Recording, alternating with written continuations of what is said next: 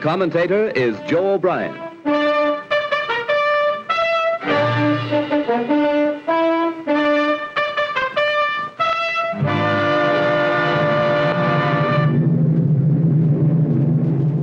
Here is the motion picture record released by the United States Navy of the havoc wrought by the Japs' sneak sky and sea raid on Pearl Harbor, America's mid-Pacific naval bastion.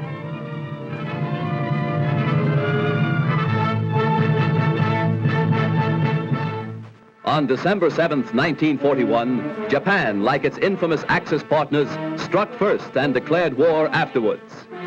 Costly to our Navy was the loss of war vessels, airplanes, and equipment, but more costly to Japan was the effectiveness of its foul attack in immediately unifying America in its determination to fight and win the war thrust upon it, and to win the peace that will follow.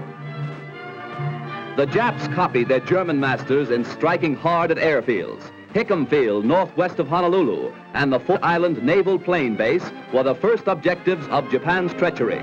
Scores of planes were bruised and battered by the Japs' aerial bombs. Many of these were demolished beyond repair. Direct hits were scored on hangars, and these were badly shattered. Equipment and airplane supplies were reduced to smoldering ruins. Here at the Naval Air Station is grim and positive evidence of Jap treachery. Here foul blows were struck, while Jap diplomats were talking peace in Washington. America lost 3 destroyers. Here are seen the United States destroyers Downs and Shore as they rest on the bottom of Pearl Harbor with decks awash after Jap bombers make direct hits on their decks. First to feel the sting of Japanese steel are the USS Oklahoma and Utah, the latter a 33-year-old target ship. Accurate hits by the enemy bombers make short work of these 2 naval bulwarks. Now, with their keels practically out of water, they lie helpless wrecks and a sad reminder of cowardly strategy. To make possible a surprise attack within Pearl Harbor, the Japs built 2-man submarines to enable them to fire sneak blows within waters that are narrow and tortuous. Several of these surprise weapons were blown from the water by direct hits of our naval gunners. Others were beached and captured. While sky and sea fire was still raging, salvage crews inspected our naval craft to estimate what may be saved. Before the din of bursting bombs had been silenced, preparations were underway to salvage these 2 warships. At low tide, the huge propeller of the Oklahoma, stilled by the enemy, was high above water. It is believed that the small 2-man Jap submarines carrying dual torpedo tubes were responsible for these 2 losses to our Pacific fleet.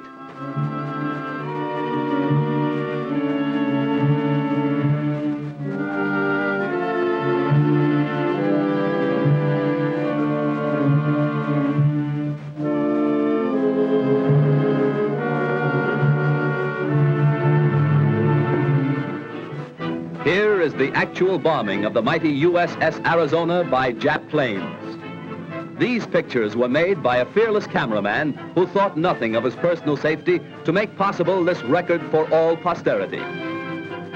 A single lucky hit was responsible for the disaster that befell the Arizona when a Jap bomb falling directly through one of the battleship's funnels exploded in the engine room and set ablaze tons of fuel oil.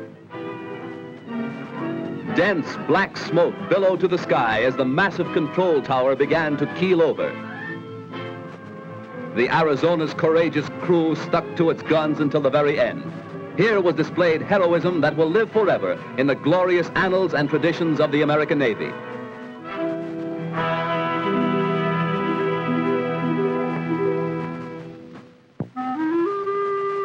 The once mighty Arizona now rests on Pearl Harbor's muddy bottom, a pitiful relic of its former self, a grim monument to the treachery of Japan. The once mighty dreadnought's armor plate is twisted and torn, but the great battleship's control tower still stands, a defiant beacon that in days to come will cast its shadow upon Nippon's very shores. At Pearl Harbor, at Hickam Field, in the bomb-pocked streets of Honolulu, ever is written history. History with a tragic, treacherous pen. History that 130 million Americans will never forget. And in days to come, the Japs, too, will remember Pearl Harbor. Here is a tragic, unforgettable page in the annals of America. Here, the cunning deceit of the Japs will never be forgotten. Here, they hoped to score a knockout before the war began. The Arizona's gun crews, battered and broken, fired to the last, their guns pointed skyward, from whence the enemy appeared. The Jap sneak blow cost hundreds of military and civilian lives. The treacherous attack cost our Pacific Fleet 2 battleships outright, another capsized, the loss of 3 destroyers and a mine layer.